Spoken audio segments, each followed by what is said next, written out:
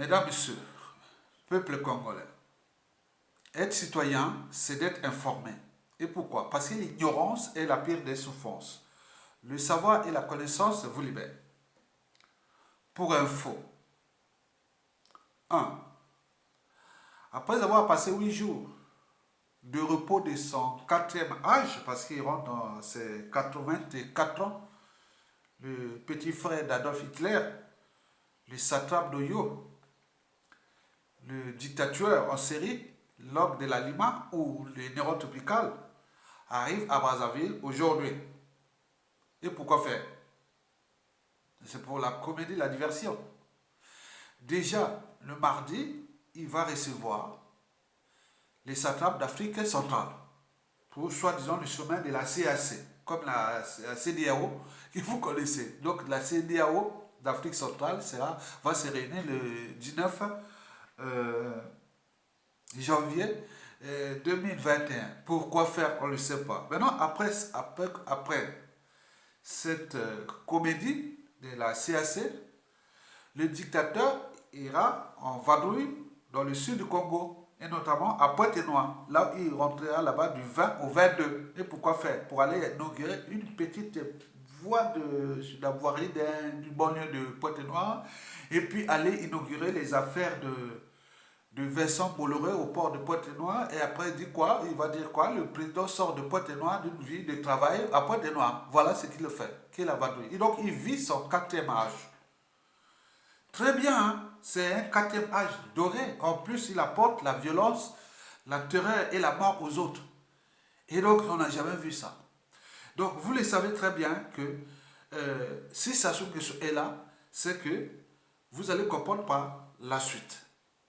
Parce qu'on ne peut pas comprendre que quelqu'un qui a cet âge-là, il continue de tirer son pays vers le bas, son peuple vers le bas, menacer, brutaliser, terroriser et tuer les Congolais. Et nous sommes là comme les moutons en train de le regarder au regard de ce qui vient de se passer au Mali.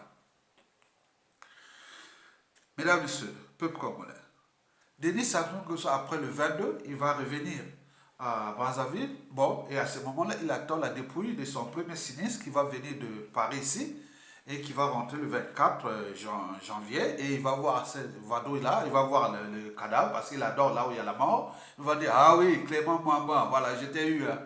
Et après quoi, il va repartir à Oyo, au Catimini, et aller passer son quatrième âge, là où il commande les coups bas et coups tordus contre nous, peuple congolais. Mesdames et Messieurs, peuple congolais, je vous informe que les réseaux des résistants, des patriotes et du Congo un et indivisible emmerdent ceux qui divisent le peuple et leur pays pour le compte de Denis Sassou Nguesso. Et pourquoi? Parce que Sassou Nguesso sont la haine, la division entre nous, Congolais. Ils ne seraient pas là. Donc il y a des gens, il y a des colporteurs, il y a des vecteurs, il y a des pollinisateurs, il y a des arènes messagers qui divisent, la division, la haine et autres. Donc on est dans le piège de Denis Sassou Nguesso. Donc je vous informe que je fais un travail de fianceurs, d'alerte, de veillée de conscience pour l'intérêt de notre pays, pour l'intérêt de l'Afrique. Je vous informe que lorsque les idées de liberté, de la dignité des peuples et du progrès social pénètrent les masses ou les peuples, ils deviennent puissants. Et un peuple puissant est invincible. C'est-à-dire, aucun pouvoir, ni politique, militaire et autres, peut être au-dessus de la puissance d'un peuple. Aucune nation, puissante qu'elle soit, ne peut vaincre la puissance d'un peuple debout. Le Mali est un cas d'école. On ne va pas au palais du présidentiel du Mali comme ça. Hein. Si tu vas pour tailler les Mali, on vient te chercher. Depuis Moussa, on passe par Ibeka et autres, ils viennent te chercher. C'est un peuple debout. On a cherché à les diviser, le Mali, Azawad, autres. Non, non, non, non, non. Non. Je connais l'ADN là, ça vient de l'extérieur. On veut nous diviser. Non, non, non. Donc, sorry. Vous avez vu, c'est un cas d'école qui va rentrer dans l'histoire de l'Afrique. Mesdames, Messieurs, peuple congolais, cessons de combattre les penseurs dans notre pays. Cessons de combattre les intellectuels. Parce qu'avant chaque révolution, avant chaque changement majeur, c'est la révolution des idées, la pensée brute, nette. Il faut savoir capter le message que diffusent les penseurs. Parce que ce monde que nous vivons est un processus dans notre pensée. Il ne peut être modifié sans repenser nos modes de pensée. Et ce qu'ils font les intellectuels, il y a intellectuel et intellectuel. L'intellectuel, c'est d'abord qui? L'intellectuel, c'est un lettré, libre et dégagé, qui a fait ses diplômes, qui est instruit, qui fait part de ses opinions, de ses analyses, de ses points de vue sur des problématiques ou sur des sujets et enjeux plus ou moins partagés. Mais au cœur de l'enjeu, ma conscience, pour moi, sera toujours au-dessus de l'appartenance. La révolution française a commencé par la révolution intellectuelle. La révolution russe a commencé par la révolution intellectuelle. Ce qui se passe au Mali a commencé par la révolution intellectuelle. La révolution des idées. Mais pourquoi nous, à l'échelle du Congo, on devait tout mélanger?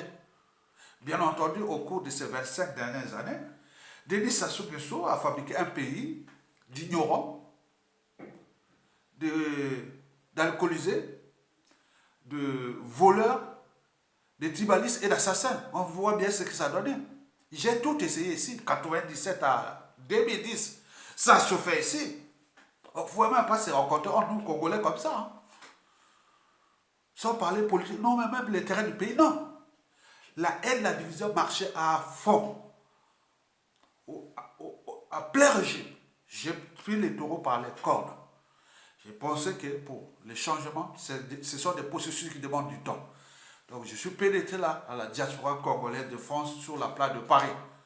Où historiquement, disons que la place de Paris est à Kaba, Congo, Congo, Congo. Non, il n'y a pas de problème dans Congo, ce sont des Congolais. Je l'ai dit comme ça. Et donc j'ai eu des problèmes au sein des nordistes à l'époque. Maintenant ils connaissent. Parce que je suis un citoyen. J'ai le droit et le devoir de combattre l'injustice, l'oppression, la barbarie, la honte et les déshonneurs. Je suis un citoyen parce qu'un citoyen a trois vertus contre l'injustice, l'oppression et la barbarie. La désobéissance. La désobéissance, qu'elle soit civique ou civile, par la désobéissance, j'arrache ma liberté d'individu et de composant d'un peuple. Par la révolte, par la résistance, j'arrache ma dignité. Et par la révolte, j'exprime le pouvoir du peuple. Donc, un citoyen a trois vertus. Et ces trois vertus sont universelles et immuables. La désobéissance, la résistance et la révolte. Désobéissance, vous arrachez votre liberté de citoyen ou de peuple. La résistance, vous arrachez votre dignité de citoyen ou de peuple. Et enfin, la révolte, c'est le pouvoir. Et je ne fais que ce travail-là. La citoyenneté n'est pas par appartenance. Nord, sud, est, ouest, que j'appartiens à telle tribu. Non, ce n'est pas possible. On n'est plus à ce stade-là. Nous sommes au stade de la citoyenneté universelle. Mesdames et messieurs, peuple congolais. Donc, ce sont de nous haïr, de nous diviser, d'être piégés par les colporteurs, les vecteurs, les pollinisateurs, les arêtes messagers du satrape d'Oyo,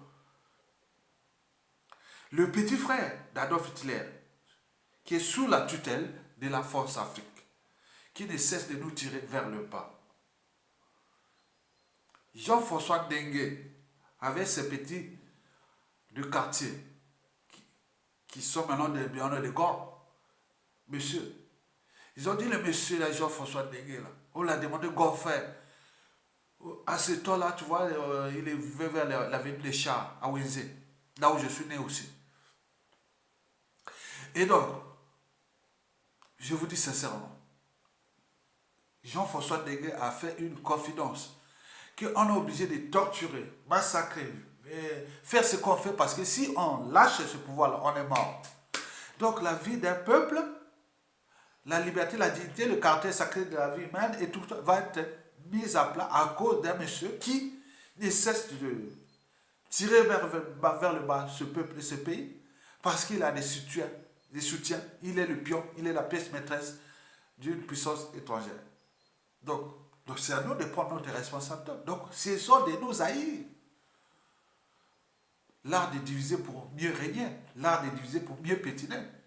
On a dit qu'on a un dénominateur commun, l'ennemi commun. Même le petit enfant au pays là-bas, il sait bien que c'est de danger, c'est ça. Et nous ici, même dans la diaspora, les gens qui à un moment ou l'autre ont été à l'école, ils ont des expériences de l'Occident, mais ils sont là en train de diviser, alors c'est qui la division? Oh, c'est quoi cette affaire-là? Donc ce sont des complices du tyran. Parce qu'on a tenté ça depuis 1997 à nous diviser, on voit bien ce que ça donne. Nous sommes passés par des associations ici sur la place de Paris. Certains sont venus les fracasser, toujours les fracasser. Et donc, voilà, là on se trouve. Donc, nous cherchons à aller vers la convergence des luttes. Et dans cette convergence-là, elle doit d'abord passer par l'affranchissement. Donc, c'est individuellement comme collectivement, autant au niveau civil, politique et militaire, vous devez s'affranchir de l'esclavage et du colonialisme mental. Parce que vous êtes enchaînés. Vous ne pouvez pas venir attaquer quelqu'un qui lutte pour la liberté du peuple congolais, liberté de l'Afrique. Vous venez nous attaquer. Imaginable. Je vous informe, chers Africains. Moi, Yatongala, je suis attaqué. Les gens qui sont, disons, qui luttent contre ça, sont les dictateurs, mais pourquoi ils viennent attaquer? Vous comprenez ça? Donc il y a un souci. Mesdames, Messieurs, peuple congolais. Donc, nous devons avoir conscience que le panafricanisme va nous libérer. Il commence maintenant. Il a commencé au Mali. Le panafricanisme des peuples a commencé au Mali. Vous avez par exemple pu voir que le Mali est en difficulté. Bon, il y a eu 17 pays occidentaux qui sont venus derrière la France et sous prétexte de CEDEAO pour d'amener le pied au Mali. Mais pourquoi le Mali a été sauvé? Il y a d'abord 6 pays qui l'ont sauvé et plus le peuple malien, plus le peuple africain. C'est une dynamique. Je vous cite déjà les 6 pays qui ont sauvé le Mali, qui vont peut-être sauver le Mali. Parce que les États ont des mémoires. Il faut savoir, il faut garder ça pour le futur. Parce que le futur, c'est tout simplement le passé et le présent qu'on ignore. Et donc, voici les pays qui ont sauvé le Mali. 1. La Fédération des Russies. 2. La Chine. 3. l'Algérie. 4. La Guinée-Conakry. 5. La Mauritanie. Il y a eu aussi les soutiens périphériques de Centrafrique. Mais quand on regarde ces pays-là, ils n'ont pas d'attache à la force Afrique. Du point de vue, voilà. Donc vous avez tout compris. Il y a eu aussi le peuple. Je vous dis que quand les idées pénètrent les peuples, et ces peuples-là deviennent puissants. Donc ils sont au-dessus. Même d'Assimi Goïta. Assimi Goïta, on veut faire les élections comme il voulait, il peut faire les élections d'ici la fin de l'année et il gagne. Il n'y a plus de problème. Le peuple là, c'est-à-dire au niveau de la conscience occidentale, et c'est les rapports de force. Le Mali, le peuple malien a montré qu'il est uni. C'est pas comme chez nous, depuis 1997, on appelait à s'unir, même en passant par les présidentielles de 2016, où on a présenté le général Mokoko, et nous sommes là en train de dire, les Makwa, le nord, le sud, autres, on a tué Guy Parfait Kolela, oh là, le sud, le nord, les Lari, oh, mais c'est quoi ce peuple-là? Mais vous êtes un peuple vraiment, attends, c'est du caviar, c'est du pain béni pour vous fracasser. Quels que soient les dirigeants politiques qui viennent après Sassou Nguesso, avec ce peuple, on va toujours nous fracasser. C'est du pain béni. C'est un stratège occidental qui m'a dit. Chez vous, votre pays là, le Congo là, c'est un jeu d'enfant. On peut même diviser, faire ce qu'on veut dans votre pays là. Parce que vous avez de la matière, de la substance qui alimente la haine, la division. Non.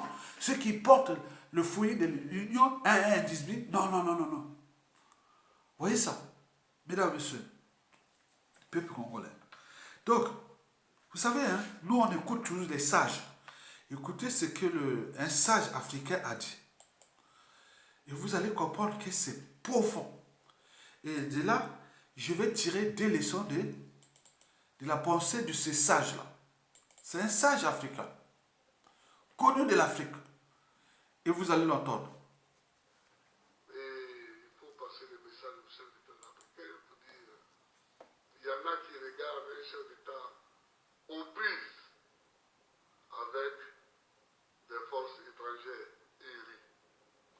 Mais il faut leur dire que c'est comme ça qu'on a colonisé l'Afrique. Parce que quand le colonisateur arrivait, il attaquait une tribu, l'autre tribu riait et dit nous ne sommes pas concernés. Mais quand on a fini la tribu A, on passe à la tribu B. La tribu B, au moment où on la mate, la tribu C dit oh, nous ne sommes pas concernés, etc. Donc ce qui arrive à Gbagbo arrive potentiellement à tous les chefs d'État africains. Ils n'ont pas aidé Lumumba en 60, mais ils ont tous subi le sort de Lumumba. Donc, nous sommes forts, nous résistons, nous sommes courageux, nous résistons. Notre peuple est avec nous, nous résistons. Mais c'est un combat à mener, c'est une lutte indispensable, c'est un passage obligé pour que demain, vous soyez libres. Parce que ce combat, nous, les âges que nous avons, ce n'est plus pour nous. C'est le professeur Laurent Gbagbo, ancien président de la République de la Côte d'Ivoire. Les pays européens, moi qui ai tellement étudié l'histoire de leur pays, et j'ai dit, ces gens qui circulent librement, qui parlent haut et fort, qui vont en vacances, qui vivent tranquilles, mais c'est parce que leurs ancêtres ont lutté. Leurs ancêtres ont lutté. Leurs ancêtres ont fait des révolutions. Leurs ancêtres sont morts. Beaucoup ont donné leur vie. Ce qui permet aujourd'hui aux générations actuelles de vivre tranquillement. Et bien, considérez que nous, c'est les sacrifices que nous faisons aujourd'hui qui vous permettront de vivre demain tranquillement. Et je suis fier pour ça. Je suis fier de ça. C'est un cadeau pour l'Afrique, c'est un cadeau pour la jeunesse africaine. Donc, le professeur Laurent Gbagbo, ancien président de la Côte d'Ivoire, il parle de sa situation. Qui est sa situation qu'il a vécue, ce fut pareil comme ce que Lumumba a vécu, Emery Patrice Lumumba. Et donc, quand on l'a mis dans les conditions où il a perdu sa vie, mais ce président-là, tout ce monde-là, il ne savait pas qu'il allait arriver, voilà, jusqu'aujourd'hui. Là, il parle aussi des problèmes des tribus. Le tribalisme, c'est ça. Quand ça passe là-bas, il dit le colon, quand il arrivait, il attaquait la tribu A, et les autres de la tribu B, il dit, oh bon, ça ne nous concerne pas. Et après, il arrive à la tribu B. Après, non, la tribu C, ça ne nous concerne pas. Et ainsi de suite. C'est ça. C'est la même tactique que Adolf Hitler l'a utilisé quand il a envahi l'Europe. Il commence par l'Autriche, l'Autriche. Après l'Autriche, les autres, non, peut-être que voilà, il laisse pas. Après l'Autriche, il va où? Il va en Pologne, attaquer la Pologne. Et après la Pologne, la Tchécoslovaquie. Après la Tchécoslovaquie, il monte vers la Scandinavie. Il attaque la Norvège, la Suède, il descend par le Danemark, il arrive en Belgique, puis la France. Et de la France, et quand il a conquis ça, et après il attaque les Anglais. Le rêve qu'il avait fait, c'est d'aller attaquer les rouleaux compresseurs soviétiques. Et c'est là que c'était bien fini. Donc, nous, c'est pareil. Vous voyez ce qui s'est passé, par exemple, depuis 2015 déjà. Nous, c'est toujours les Nord, le Sud, les tribus, voilà, ça n'a jamais changé. Et là, il explique bien. Et troisième leçon à tirer, parce qu'il dit, bon, ici, en Europe, ici, on parle des vacances, même les Africains, c'était Congolais. Ils ont dit, ah oui, moi je suis en Europe, je vis bien, je fais le... Mais non, tu profites des acquis des autres, du combat des autres. Tu ne veux pas parler que tu es africain, tu vis bien en Europe, tu parles aux autres, battez-vous là-bas. Non, non, non, c'est le combat, il est africain. Tu vis en Europe, tu es bien, non. Le professeur Laurent Gbagbo dit non, mais le combat là, ce sont les ancêtres de ces pays européens qui ont fait des révolutions, qui se sont battus. Il y a eu des morts, il y a eu beaucoup de choses qui sont passées ici. Et aujourd'hui, ils vivent du fruit de la lutte des anciens. C'est la raison pour laquelle je dis, le futur, c'est tout simplement le passé et le présent qu'on ignore. Donc ce que nous faisions là, c'est pour le futur, pour l'Afrique, pour le Congo. Et donc vous avez compris là, c'est un processus. Et donc vous ne pouvez pas venir dans les médias, les réseaux sociaux, où vous êtes à cultiver la haine, la division entre nous. Battez-vous, vous êtes en Occident, vous êtes là tranquille, et voilà, parce qu'on profite des acquis des uns et des autres, et voilà, vous êtes là comme des lâches, des peureux, des autres, vous ne participez pas au panafricanisme. Et d'ailleurs, le panafricanisme que le professeur en parle, et il est intéressant, le professeur Laurent Gbagbo. Voici ce qu'il a dit sur le panafricanisme. Vous allez comprendre ça, c'est très important. Attendez, je vais faire d'abord ça, on va voir. Ah, attends. Cube de Nîmes Center, tous nos... Voilà. Je suis allé en visite officielle en Chine. Vous êtes allé en visite officielle en Suisse. Oh, en Chine. J'étais arrêté à côté du président chinois et puis on jouait l'hymne national de Côte d'Ivoire.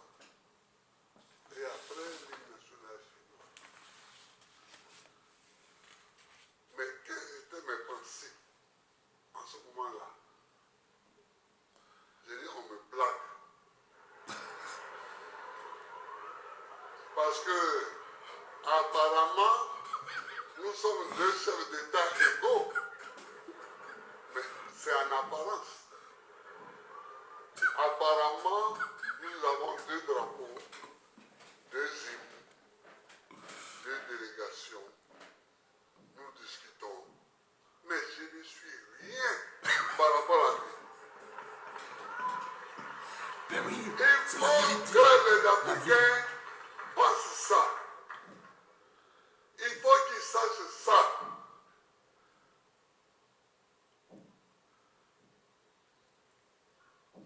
Il faut qu'ils sachent ça. Quand tu vas à l'Élysée et que tu montes, le président descend les escaliers pour venir t'accueillir.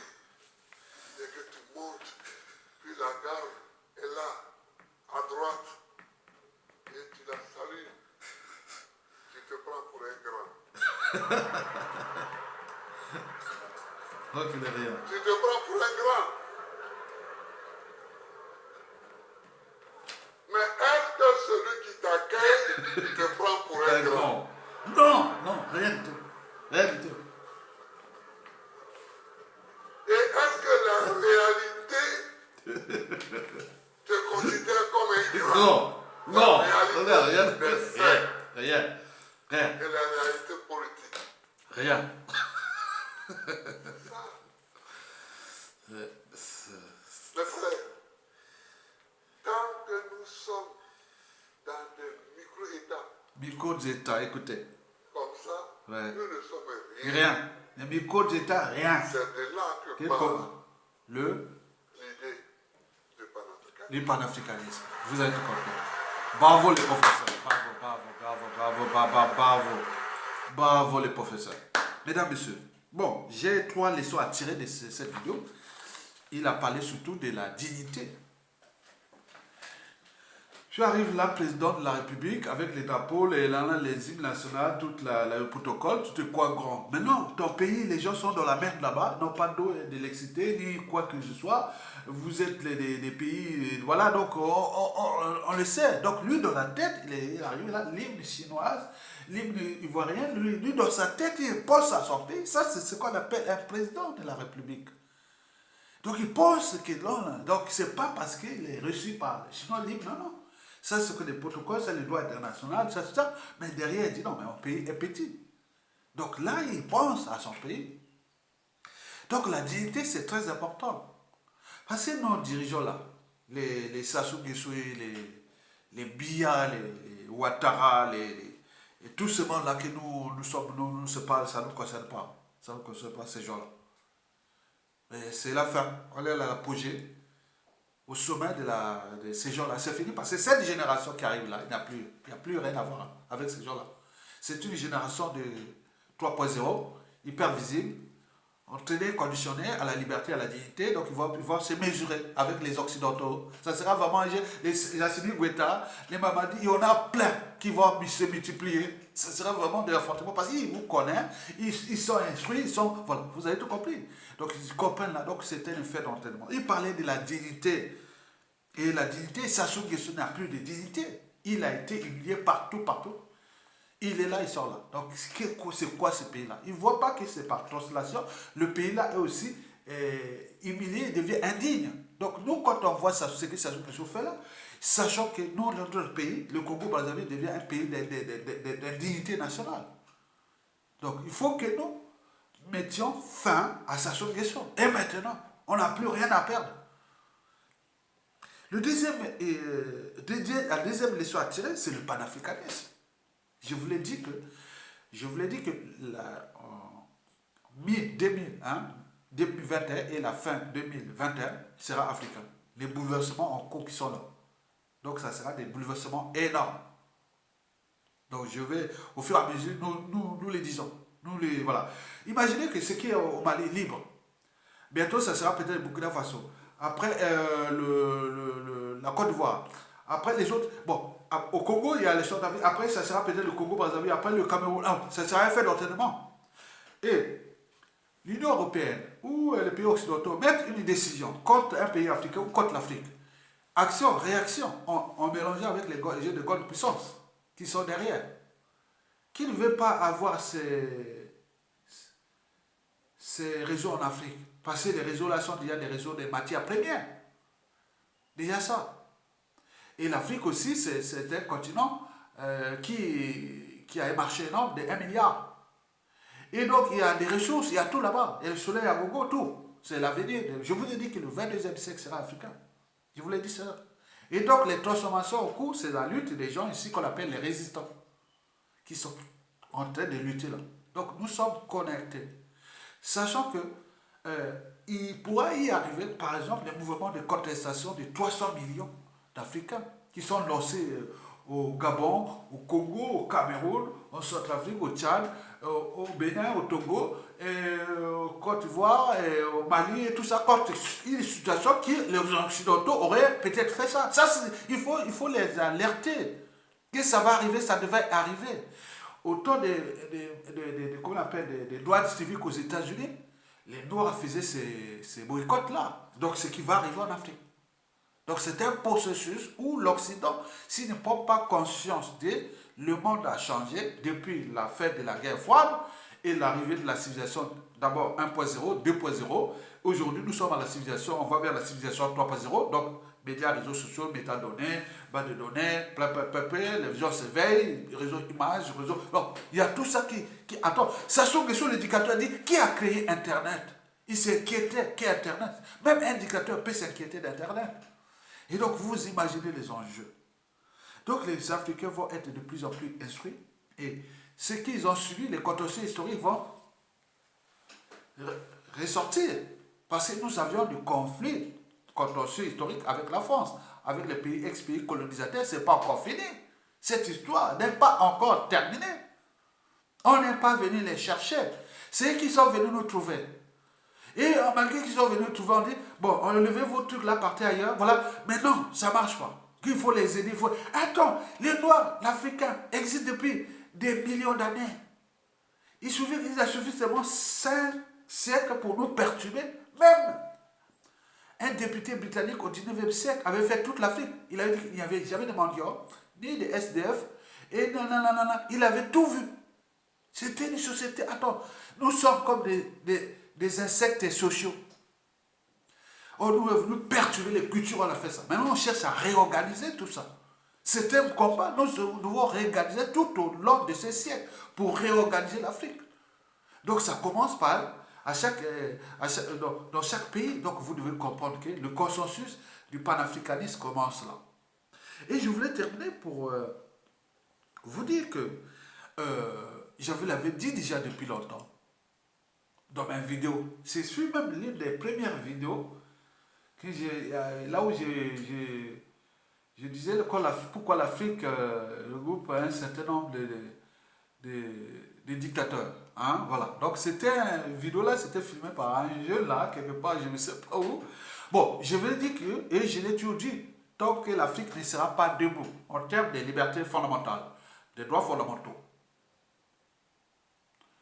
de la justice sociale et du respect du but même de la condition humaine, sociale et existentielle, l'Africain qui soit riche, beau ou autre dans le monde ne sera jamais respecté. Nous ne serons jamais respectés tant que l'Afrique ne sera pas debout. Le monde là, c'est un monde de rapport de force. Et nous avions déjà des atouts. Nous avons la jeunesse, nous avons les ressources naturelles, nous avons tout. Qu'est-ce qui nous manque? Il manque seulement qu'on on lève à la tête de ces États les gens là pour qu'on puisse se respecter. Nous ne sommes pas pour dominer les mondes. Non, ce n'est pas dans notre ADN. Je voulais dire que quand l'Afrique sera debout, le monde sera en paix. Nous, on n'est pas là pour... On n'a pas massacré les humains hein, dans le monde. Hein. Historiquement, depuis ces 1000 ans, on n'a pas massacré des humains, on n'a pas tué, on n'a pas commis des génocides interraciaux. Hein. Non, jamais. Donc, quand l'Afrique sera debout, le monde sera en paix. Donc, vous devez comprendre que ce combat, pour nous, est une nécessité. Le combat est vital. Vous devez combattre ceux qui viennent haïr, diviser l'Afrique. Non. Même au sein des pays. Vous êtes chez vous en Afrique. Comment on peut dire étranger? On peut être étranger dans un pays africain. C'est son terme de droit. Mais vous, dans la tête, vous êtes chez vous. Les blancs qui soient de n'importe quel pays, en France ici, parlent en quoi que c'est un français. Alors que parfois c'est un étranger, mais qu'il est blanc, européen, tranquille. Mais nous on voit que tu es noir. Même si tu es, moi je suis français, moi je suis français. Ils aiment ça, quand tu es noir, va te faire voir. Mais en Afrique, tu n'as pas besoin de dire, ah oui, je suis africain. Non, tu es là, toi, on te parle naturellement, si tu ne fais pas de problèmes, des soucis avec la police ou avec les lois et autres. Non, tu es chez toi. Tu es chez toi en Afrique. Donc on ne peut pas expliquer ni faire entre nous Africains. On est chez nous. Donc le panafricanisme commence. Donc nous allons éduquer la masse pour qu'elle devienne invincible. Et de là que l'Afrique va se libérer. Donc je voulais terminer pour vous dire que, retenez bien, dans la vie, lorsque vous avez tout gagné ou perdu, il faut toujours avoir à l'esprit comment défendre et protéger à la fois la raison, sa liberté, sa dignité et sa conscience. Et si tu l'as fait aussi pour les autres, c'est ce qu'on appelle l'empathie. Et donc le panafricanisme commence aussi par l'empathie. C'est-à-dire lutter pour la liberté, la dignité des Maliens. Et par translation, c'est la liberté et la dignité de l'Afrique. Quant à ces Congolais qui viennent sur les médias et réseaux sociaux pour se haïr, pour se diviser, vous allez vous fracasser, vous allez vous essouffler. Nous, le problème, c'est ça, seule question. Dès qu'il tombe, ce problème-là sera résolu. Le panafricanisme est déjà là. Donc, on s'entraîne, on se conditionne au panafricanisme. Il est déjà là. Donc, demain, c'est l'Afrique qui va vous sauver. Qui va vous sauver? Imaginez-vous en 1997, s'il y avait les panafricanistes, comment on envoyait les pays, structurer des pays pour venir nous attaquer? S'il y avait les panafricanistes, on boycotte tous ces pays qui ont soutenu la force africaine pour venir fracasser le Congo. On peut en multiplier, ce sont des idées qui vont émerger. Donc, retenez bien que l'avenir de l'Afrique dépend de vous. Et ne soyez plus des spectateurs, soyez des citoyens ou des citoyens actifs, pas passifs. Non, vous avez ce droit et devoir de combattre l'oppression, l'injustice, la barbarie et autres, de combattre la honte, le déshonneur. Vous avez le droit et le devoir d'être du côté de l'humanisme, quel qu'elle soit. Il n'y a pas d'appartenance, qu'il soit blanc, noir, jaune, autre. Au moment qu'il apporte les valeurs de l'humanité, vous devez être là. Il n'y a pas de nation. Vous l'avez vu, on se mélange déjà au niveau génétique, l'amour et autres. Il y en a tout. Donc vous devez comprendre que l'humanité vaincra le mal. Merci beaucoup. À bientôt et bon vent au peuple malien, bon vent au peuple congolais, bon vent au peuple africain, bon vent aux amis de l'Afrique qui s'éveillent. Et merci beaucoup. À bientôt.